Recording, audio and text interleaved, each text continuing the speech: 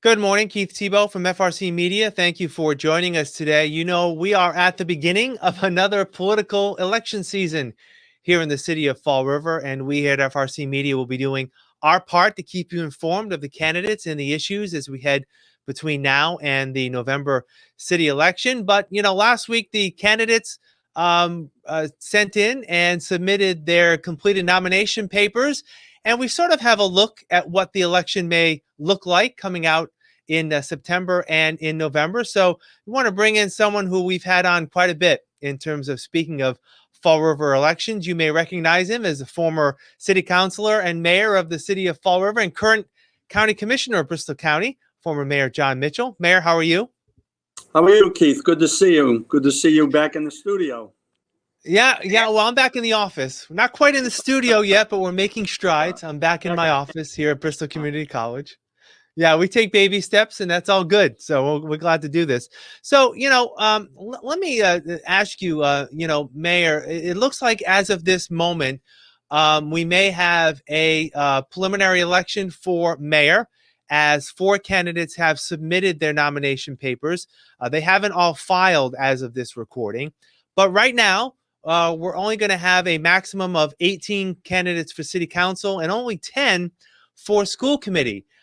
We've talked about this before when we've done election coverage, how in years past, right, there used to be dozens of candidates, especially for the races for city council and school committee. What is your snap judgment in terms of why we're not seeing as many, candidates as we had in the past?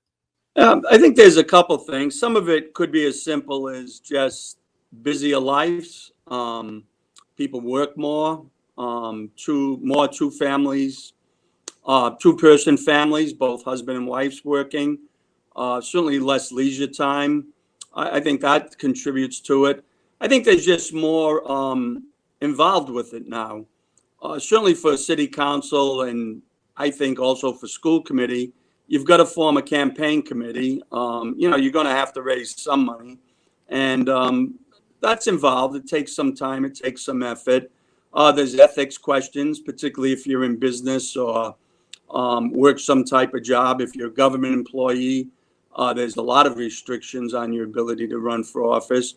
So I think that also contributes. It's not like it was, say, in the 60s when you'd have 50, 60 candidates for Fall River City Council.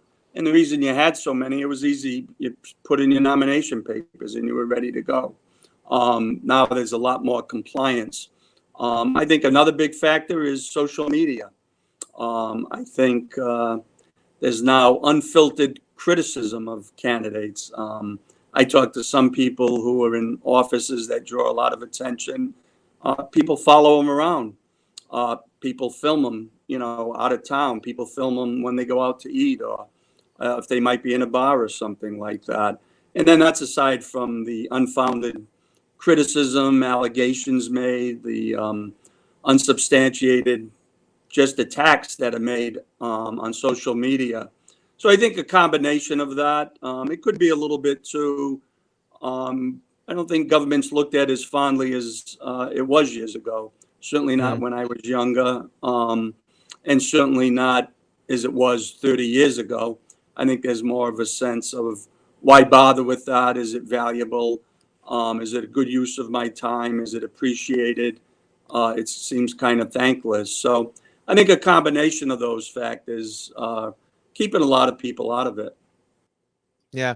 Let me ask you too, 2 election cycles ago, the voters of Fall River passed a new city charter, and the number of signatures that you needed for a nomination actually rose for both the mayor and city council. I believe the mayor now you need 300 certified signatures. I believe city council and school committee you need 150, which is up from, I believe, 50 prior to the charter change. Could that be a factor as well? Candidates have to work a little bit more to get some signatures?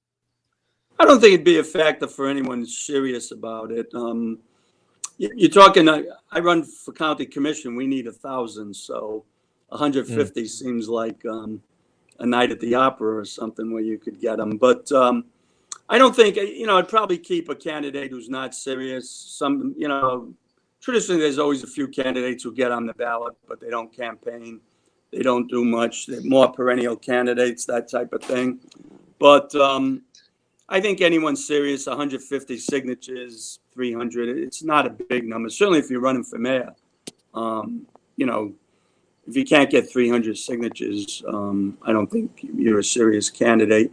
And again, people will sign those ordinarily, even if they're not going to support you, even if they may not want you as a candidate, because there's a sense of, you know, if someone wants to get on the ballot, give them a chance.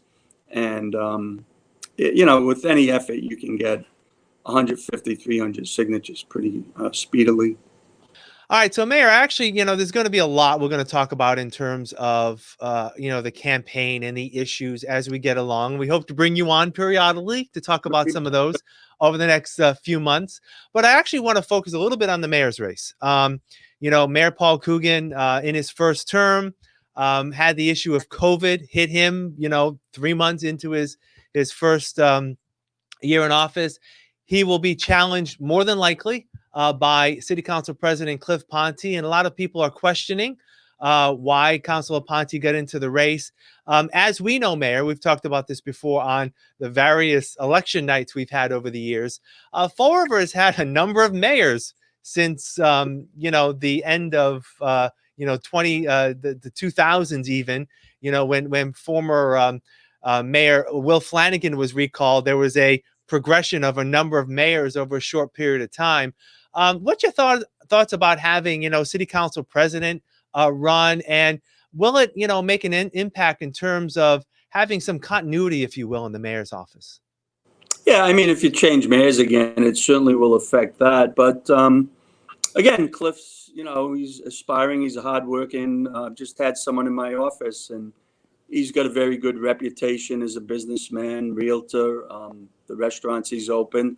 And then again, on the other hand, I do think Mayor Coogan is certainly, I think he's been the right person for the time after what went on with the most recent Carrera administration. I think having someone older, more subdued, someone who keeps an even keel, I think it meant a lot to the city. And then on top of it, with the pandemic, I think it was a style of leadership even more called for. And now, of course, perhaps, although in the last few days, I don't know if things will return to normal, but if they do, Mayor Coogan will have an opportunity over the next few months to show how he'll act, being out in public more, getting around more. And, he certainly convinced the public when he ran 2 years ago. But people run.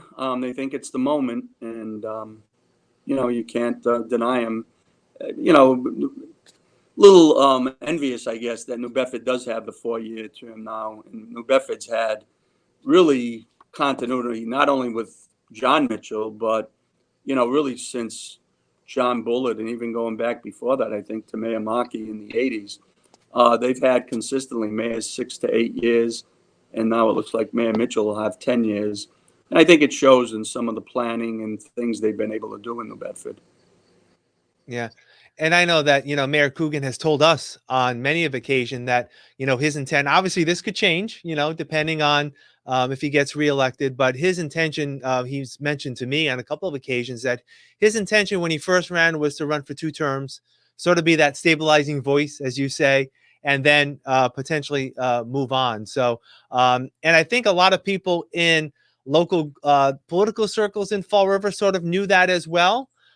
So in some people, they may be surprised at the entry of Councilor Ponte. I don't know if you've heard the same thing. I've heard that Paul had said. He's never told me, but I know he's, I guess, talked to people about it, about limiting himself to 2 terms. But again, sometime you get there, and it's not just the office, but you get in the middle of things.